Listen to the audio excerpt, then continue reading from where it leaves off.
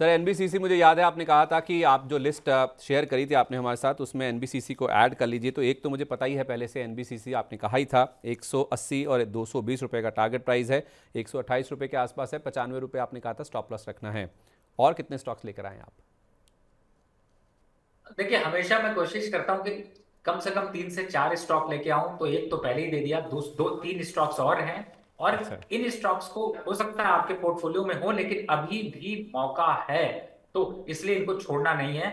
और सबसे बड़ी बात है कि आपने इन स्टॉक की चर्चा बार बार सुनी, लेकिन एंट्री का मौका कहां पर है वो आप ध्यान दीजिए। ठीक है।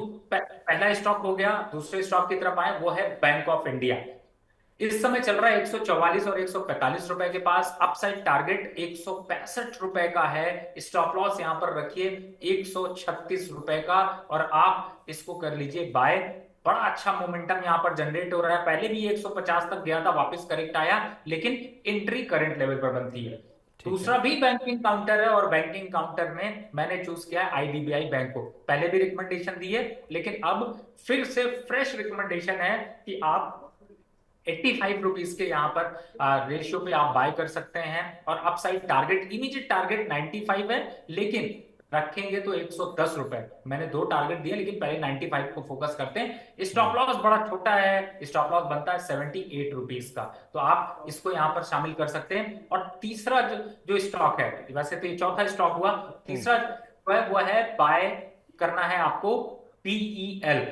और आपने डिफेंस काउंटर की चर्चा सुनी थी, इसकी चर्चा मैंने नहीं की। छोटा स्टॉक है, लोगों को ज्यादा अच्छा करता है। 200 पे भी रिकमेंड किया था, 197 पे भी किया था, 145 पे भी किया था, लेकिन 200 के बाद अब ये 212 रुपए तक निकल चुका है, और इन लेवल से 240 की दौड़ लगा सकता है। तो करना है आपको खरीदारी, और टारगेट होगा 240 का, स्टॉप लॉस होगा 202 रुपए। तो ये तो सारी पीएसयू होगी सर। जी बिल्कुल, देखिए मौका जहां पर मिले वहीं पर आपको लेना है। सारी पीएसयूज नहीं है, आईडीबीआई यहां पर भी है। चलिए ठीक है। इनका आई थिंक स्वामित्व जो है वो एलआईसी के पास है, वो भी सरकारी कंपनी है।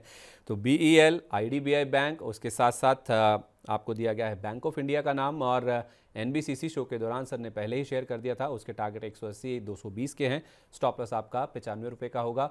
तो चार स्टॉक्स हैं जो कि आज आपको चुन चुन के सेगमेंट में रवि जी की ओर से बताए गए हैं। सर बहुत बहुत धन्यवाद, आज आप हमारे साथ जुड़े। इससे पहले कि आप हमारे साथ हमसे विदा लें, कोई डिस्क्लोजर्स जो आप शेयर करना चाहेंगे सर? देखिए, मैंने आप लोगों के साथ जितने भी स्टॉक्स डिस्कस किए, इनमें मेरी पर्सनल कोई भी पोजीशन नहीं है। क्लाइंटों को ऐसे सजेशन गए हुए हैं। और हम्म। आज आपसे क्षमा भी मांगूंगा, क्योंकि थोड़ी नेटवर्क कनेक्टिविटी की प्रॉब्लम है जो मैंने कही थी। और ये भी है कि संदीप जी और संदीप जी की पूरी जो बैकएंड टीम है, उनको भी धन्यवाद करूंगा कि उन्होंने बहुत अच्छे से जो है वो मुझे इतनी देर तक रखा, क्योंकि बहुत नेटवर्क का इशू आ रहा है, और मैं समझ रहा हूँ वो प्रॉब्लम मैं यहाँ से देख पा रहा हूँ। तो बहुत हम्म। बहुत धन्यवाद। और मार्केट में घबराने की जरूरत नहीं है। और जैसे ही आपका ऑप्शन का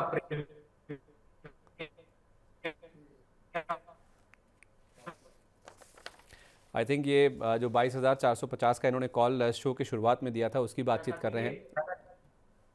सर आप मुझे सुन पा रहे हैं? जी बिल्कुल। हाँ, 22,450 का आपने कॉल दिया था, शायद उसकी चर्चा कर रहे थे आप, थोड़ा नेटवर्क का इशू आ रहा था।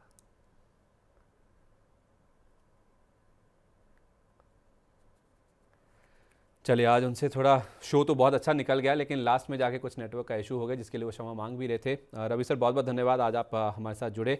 और मार्केट में जैसे वो कह रहे हैं कि घबराने की ज़रूरत नहीं है। अब आप देखिए 22,500 का जो लेवल है वो भी मार्केट में हो गया है फिर से पार। आज हमने 22,523 का हाई बनाया था, नीचे में 22,430 तक लुढ़के थे, लेकिन वहाँ से हो रही है रिकवरी, बावजूद इसके कि हम लंबे वीकेंड की तरफ बढ़ रहे हैं, क्योंकि कल महाशिवरात्रि के पर्व पर बाजार बंद रहेगा। तो